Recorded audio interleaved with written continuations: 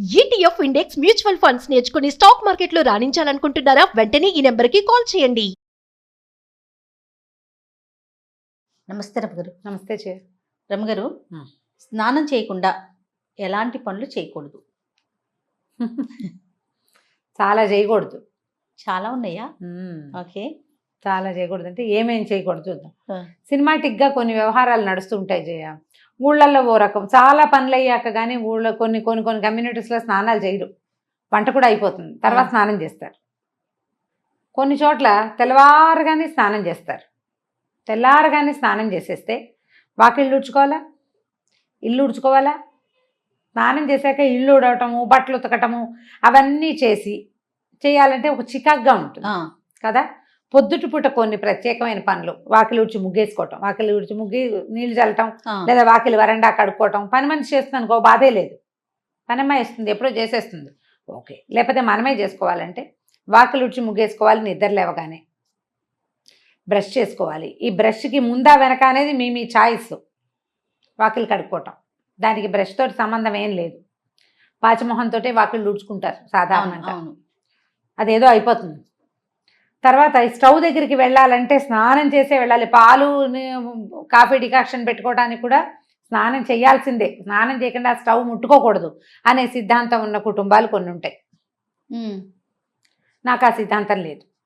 మా ఇంట్లో మడికి పొయ్యి వేరు, మామూలు వంటకి మామూలు పాలకి కాఫీలకి స్టవ్ వేరుగా ఉండేది.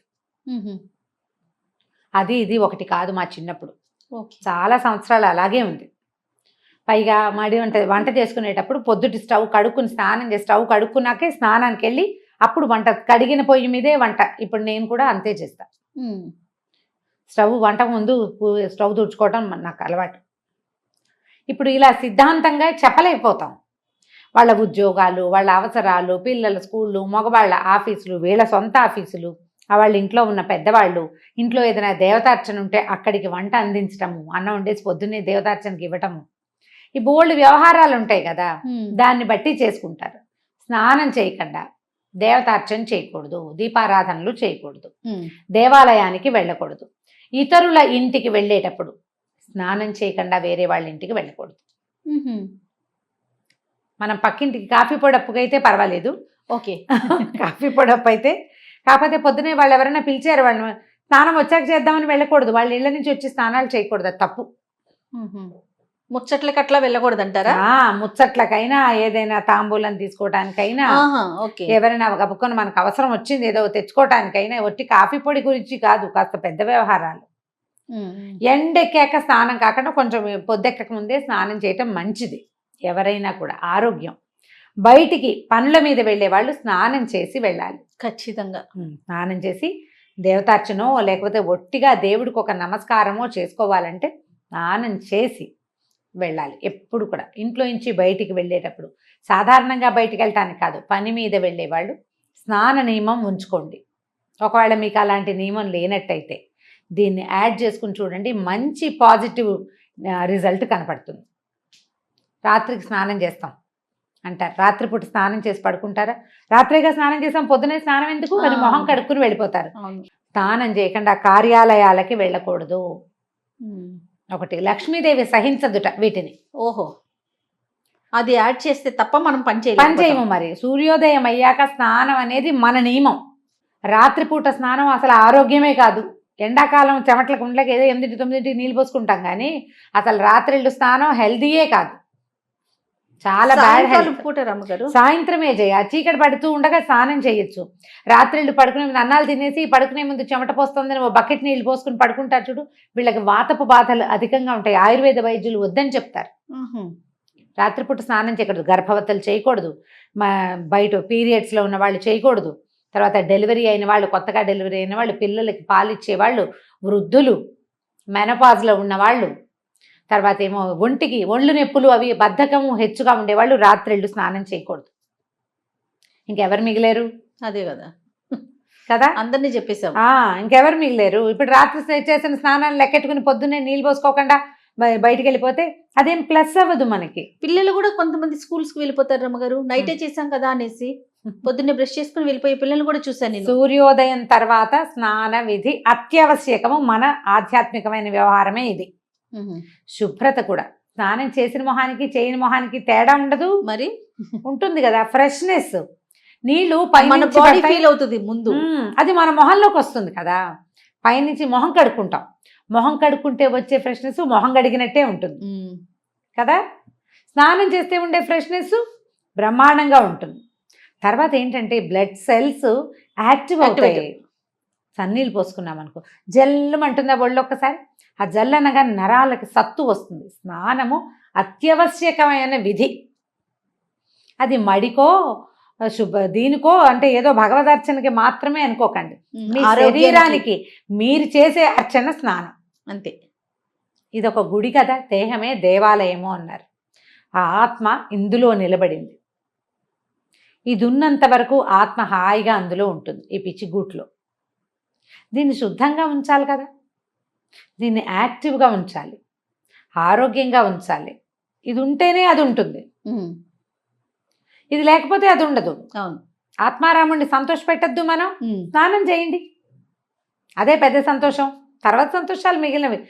స్నానం చేయటం, అన్నం తినటం, వేళకి నిద్రించటం మానవ దేహానికి అత్యంత ఆవశ్యకమైన విషయాలు.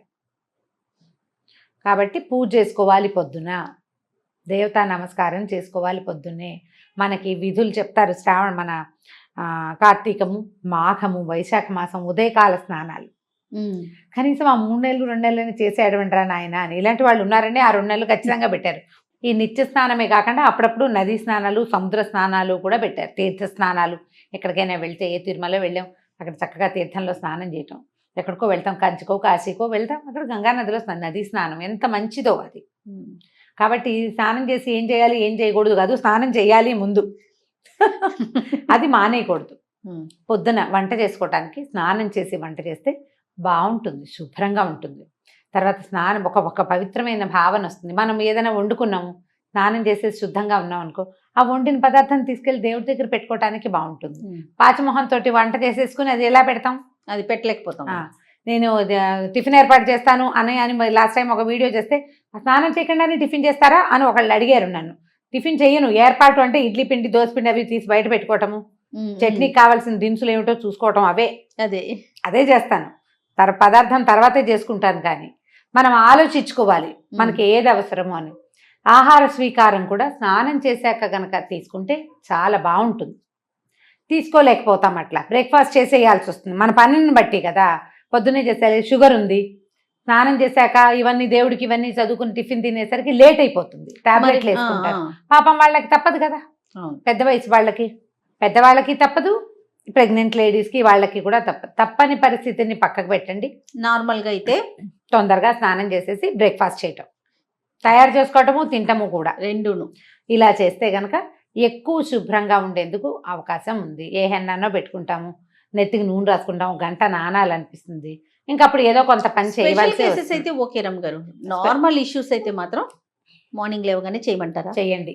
పొద్దునే స్నానం చేస్తే, స్నానం చేయకుండా పూజ ఎలా చేయకూడదు, భోజనం అలా చేయకూడదు, భోజనము ఎలా చేయకూడదు, బయటికి అలా వెళ్ళకూడదు.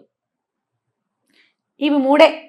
ఇంకేముంది రమ్మ గారు, ఖచ్చితంగా స్నానం చేయాల్సిందే. మిగిలిన మీ ఇష్టం, ఇంకా మేమే మిగిలిన అన్ని చెప్పారు. రైట్. ఏదేమైనా మార్నింగ్ లేవగానే స్నానం చేయటం ఉత్తమం. మీరు పూజ గీజ ఏం చెయ్యరు. ఒక ప్లస్ పాయింట్ చెప్తా, పూజ చేయరు మీరు. ఓకే, మీకు అలవాట్లేదు. ఇంట్లో ఎవరైనా దీపం పెట్టుకుంటారు, లేకపోతే లేదు, అది కూడా మనకు అక్కర్లేదు. మగవాళ్ళకి చెప్తున్నా, స్నానం చేయగానే బయట ఏ బాల్కనీలోనో కిటికీలోనో సూర్యుని చూసి దండం పెట్టుకోండి. సూర్యుడికి చేసే నమస్కారం ప్రత్యక్ష నారాయణుడు అద్భుతమైన ఫలితాన్ని ఇస్తుంది. ఇప్పటిదాకా మీకు అలవాటు లేకపోతే, ఒకవేళ మీరు కనుక ఈ వీడియో వింటూ ఉంటే, రేపటి నుంచి దీన్ని ప్లస్ చేసుకుని చూడండి. మగవారైనా ఆడవారు కూడా చేయొచ్చు? ఆడవాళ్ళు ఎలాగో చేస్తారు. ఓకే, మీకు అలవాటు లేకపోతే అని చెప్తున్నాను. మీ ఇంట్లో అంటే దీపం, అమ్మాయి దీపం పెట్టుకుంటుంది, అతనికి అలవాట్లేదు, అతనికి ఒకవేళ అసలు మన ఇంట్లో దీపాలే లేవు, ఇది జాతి విచక్షణ లేదు. ప్రతి ఒక్కరు అసలు పూజలు గీజలు చేయరు, వీరేదో ప్రార్థన చేసుకుంటారు, మీ విధానాలు మీకున్నాయి. అయినా కూడా మీకు సూర్యుడు అవసరమే కదా. సూర్యుడు అందరి వారుడు కదా. స్నానం చేసి సూర్యుడిని చూడండి పొద్దున్నే. బిఫోర్ 9 చేయండి, చాలా మంచిది. మీకు ఆ సూర్యుని చూడడానికి నచ్చింది అనుకోండి, కాసేపు కళ్ళు మూసుకుని అక్కడే నుంచోండి, ఆ సూర్యకిరణాలు పడేలాగా. ఇంకా సూపర్. ఒక 21 డేస్ చేసి మీలో ఏ మార్పు సంభవించిందో హోల్ హార్టెడ్గా ఇంకొకళ్ళకి చెప్పండి. నేను ఇది చేశా, స్నానం చేసి సూర్యుని చూశాను. ఏం జరిగింది రమ్మగారు? చెప్పండి, ఇలా చెప్పండి అంటున్నా. మీరు చెప్తున్నారే. నేను ఇలా చేశాను, స్నానం చేసి సూర్యుని చూశాను, నాకు ఈ మార్పు వచ్చింది అనేది మీరు గమనించి చెప్పాలి. అప్పుడు పొద్దున్నే స్నానం చేయటంలో ఉన్న ఫలితం ఏంటో తెలుస్తుందేమో, మీరే అందరికీ చెప్తారు. ఎర్లీ మార్నింగ్ సూర్యుని చూడడంలో ఉన్న ఆత్మానందం ఏంటనేది చూసేవాడికే తెలుస్తుంది. మీరు బాగా ఎంజాయ్ చేస్తున్నారు. రైట్ రామ్ గారు, నమస్తే అండి. నమస్తే.